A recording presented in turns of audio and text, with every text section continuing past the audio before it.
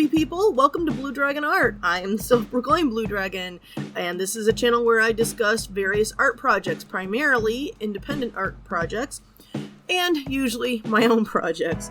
This week I'm going to be talking about a free summer zine that the collective that I am a part of is putting on. It's going to be released later this year, and it's just going to be open for the public. We're just doing this for fun, and it's collective members only. It's going to be called Summer in Aradia. And so this week, I'm going to be inking the cover art that I created for this one-shot, and talking a little bit about the inspiration and what's going to go on in the short. Before we get into that, I want to give a couple updates. I did already update on my Comic Fury blog what was going on with Aradia Beat, so I'll go ahead and give a brief announcement here. We just looked over the final draft that the designer is working on, and it looks fantastic. There's a few edits that she has left to complete, but she's going to be trying to send that out ASAP because it's possible that UPS might be striking this year. If they're not able to get a contract that feels fair to them. And the company that we're getting the books printed through, they're already printing the merch book, and she's supposed to be receiving those this week. But they primarily use UPS. I don't know if they have a backup plan or not, but either way, she's been working diligently trying to get everything done. She's been waiting on some information from people who participated, as well as people outside of the collective that were submitting things for the zine. So it's pretty much done. She just needs to finish the edits, and it looks, oh my god, the design is really frickin' 90s. It's so cool. But that's an update on that. I will do an unboxing whenever it gets sent. I don't know how much of the interior I'm allowed to contractually show off on the channel, but I will be doing an unboxing whenever we get it and kind of showing a little bit of the pages. I think I can do that. See here, other update. I this Saturday finished my edits for the Comic Fury zine, Psychedelica. And I have our two readers, or two editors who are part of the team looking over the zine now. And we are on schedule to release on July 15th, 2023.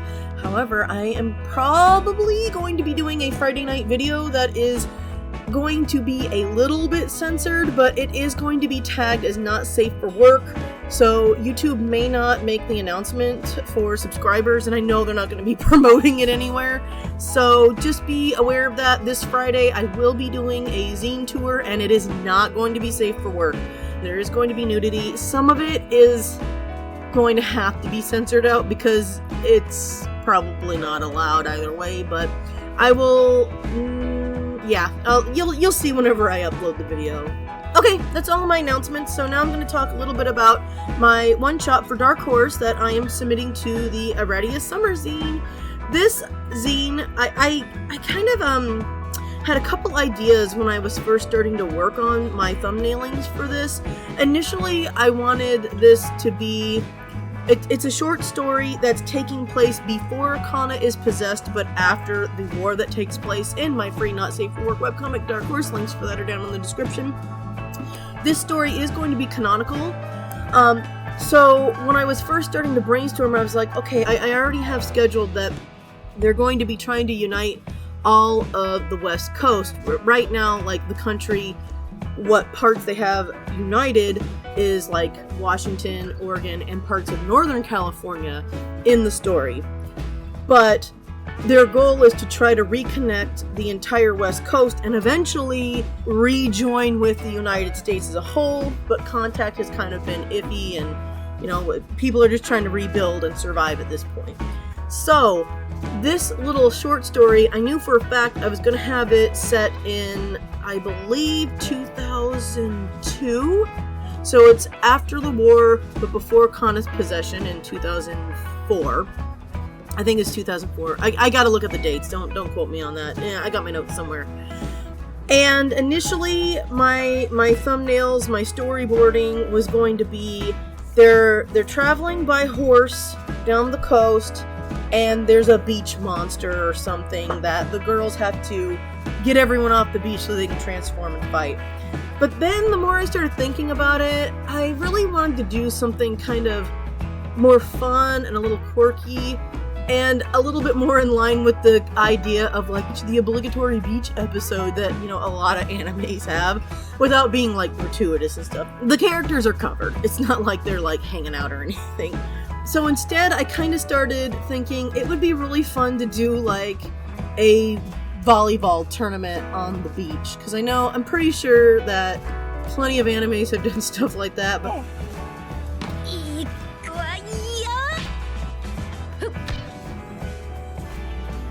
I wanted to do my own version. So this short story is going to be 8 pages, counting a cover, so technically 7 pages. And the cover is what I'm working on in the background.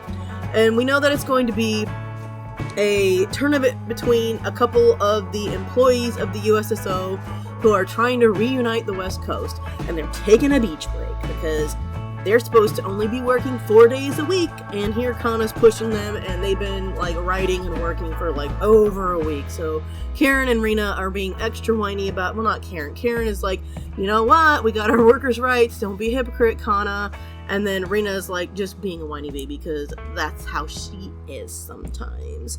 So I kind of wanted to make sure that there's also like some magical girl elements to this story. So what starts out as just a fun beach party turns into Rina sneakily cheating during the game and Kana using her magic to fight back against Rin using hers, and it's, I don't know, I had a lot more fun once I changed the idea from just a monster of a week to more of a competitive, they're secretly using their magic, not telling anyone, but using it against each other because they're kind of competitive against each other. And I had a lot of fun. I've actually finished sketching out this entire short story. Volleyball scenes are not easy, so I mean, I did the best I could. I'm gonna like do a tour of it whenever it's completed because this is gonna be a free zine, and you know, we're open to do that. I did the same with the Golden Glitter zine that Aradia did last year. Or the year before. I can't remember what year we did that. But yeah, I had a hell of a lot more fun, I think, than doing like the monster story. I was gonna do like a sea monster thing with like a squid or something like that, because that would really, I've looked at like a lot of Japanese artwork and stuff, and it with Rin being part Japanese, I thought it would be kind of fun to do that. But after a lot of thought, I was like, nah, let's keep this. Let's do something, let's do this, because it'll be more fun, in my opinion. And it has been fun. I have the last pages sketched. I just need to finish kind of fleshing out some of the characters a little bit, and I am looking forward to finishing it. The background that I'm working on, I mentioned earlier that this is the cover.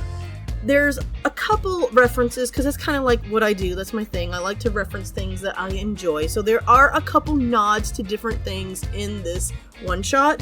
The cover itself is referencing the cult classic Neil Young album On the Beach. That's the song that opened this video, was Walk On. It's the first track on the Neil Young album.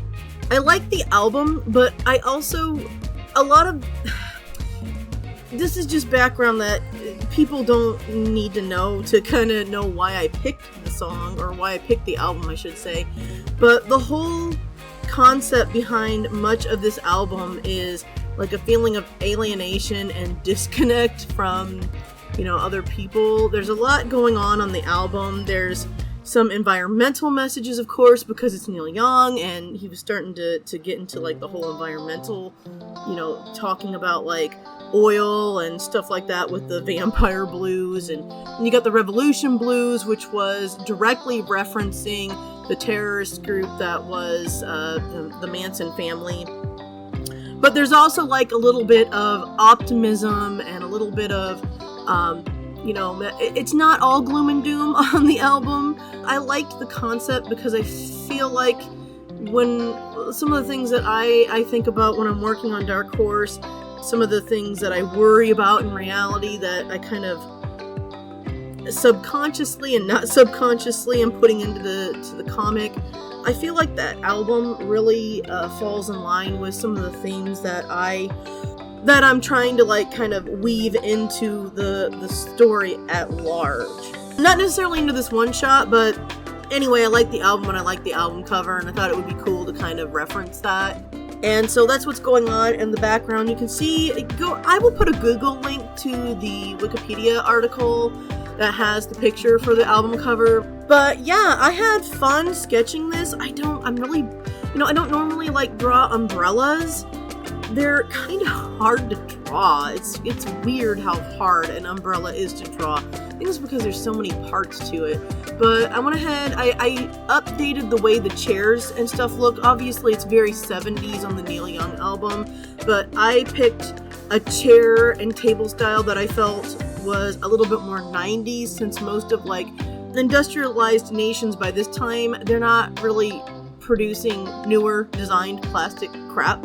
So I picked a chair that was kind of old looking, and the umbrella, I mean, that's kind of a style that's been around forever, so I'm gonna have it be like rainbow colored, which is something that I remember seeing a lot in the 90s. So yeah, I updated that a little bit, and then I'm gonna have the two girls, they're gonna be on the cover. I've drawn them separately for a couple reasons. It's easier to color them because they're going to be like really small on the cover. I want them to be small in comparison to the rest of the cover, much like the Neil Young album. But I also like to have like some elements that I can, play around with for thumbnails or use for different things. So if I color them separately and have them on like a transparent background, then I can maybe use them for other things. So that's kind of one of the reasons why you see me doing this separately. It's really hard to draw and ink teeny tiny. For me, it's a little bit easier if the paper and the characters and the things that I am drawing are bigger.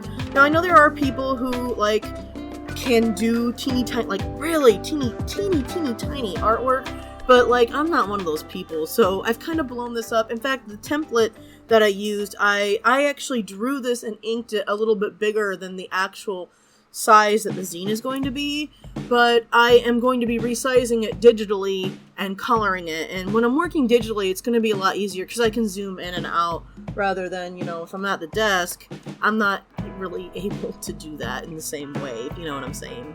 I am stoked. I am actually pretty much done with all my sketches aside from a little bit of fleshing out, and my project is on schedule to being submitted by July 20th, although we were given an extension, which I am very thankful for, so maybe I'll take advantage of that extension.